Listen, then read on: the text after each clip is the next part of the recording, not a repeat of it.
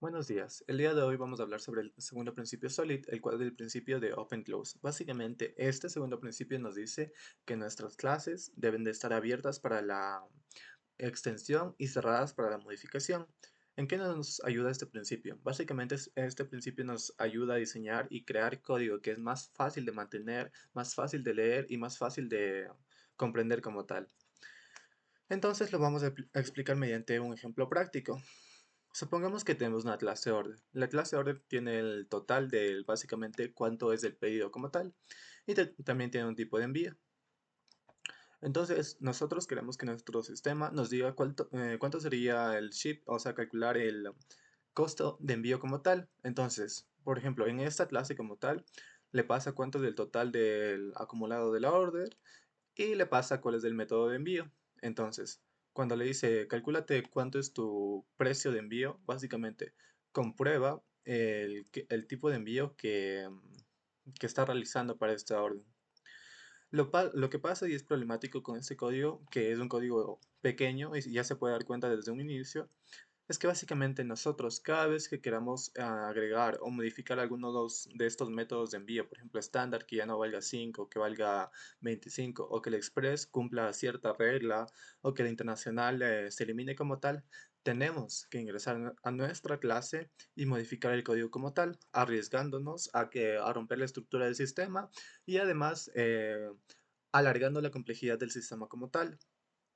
Y lo que nosotros queremos es un código limpio y fácil de mantener. Por eso se propone el código, el principio Open Close. Con el principio Open Close, la manera en cómo solucionamos esto es que básicamente declaramos una interfaz. Esta interfaz tiene el método como tal para calcular el envío. Y esta interfaz básicamente la aplican los métodos de envío. Simplemente, por ejemplo, este del método estándar aplica la interfaz y obviamente agrupa el código necesario para este.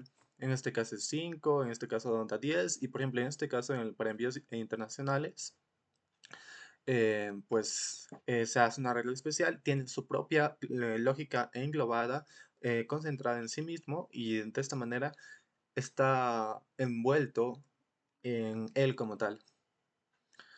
Y además, por ejemplo, a ese programa, si quisiéramos nosotros agregarle otra tipo de método de envío, tendríamos que hacer otro else if y comprobar y comprobar y comprobar y comprobar.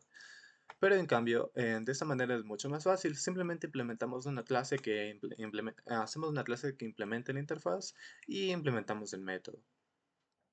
Entonces la clase order que va a tener, simplemente va a tener una instancia de la interfaz como tal, dándole una gran flexibilidad, porque puede obviamente esta interfaz implementar cualquier tipo de método de envío que se requiera, y al momento de calcular el envío simplemente le dice método de envío, calculate tu coste. Y aquí estaría el funcionamiento de la clase como tal. Tenemos una clase order, que el total es 100, y dice que su nuevo método de envío es express. Entonces calcula el método de envío. El punto que quiero hacer entender es que básicamente a la clase order, respecto a los cálculos de envíos, ya no se lo tiene que tocar para nada. Esta clase quedó totalmente cerrada para la modificación y totalmente abierta para la extensión, porque podemos implementar nuevas interfaces o podemos cambiar las interfaces que ya tenemos, las implementaciones de interfaces. Este sería el diagrama lógico de la clase como tal, donde se demuestra de mejor manera. Tenemos nuestra clase, el método clásico que hace nuestro código poco mantenible y no tan fácil de leer y comprender como tal. En cambio, implementando el principio SOLID, simplemente implementa una interfaz y esta interfaz ya tiene su lógica, cada implementación de interfaz tiene su lógica separada, haciendo un código mucho más legible y mucho más mantenible.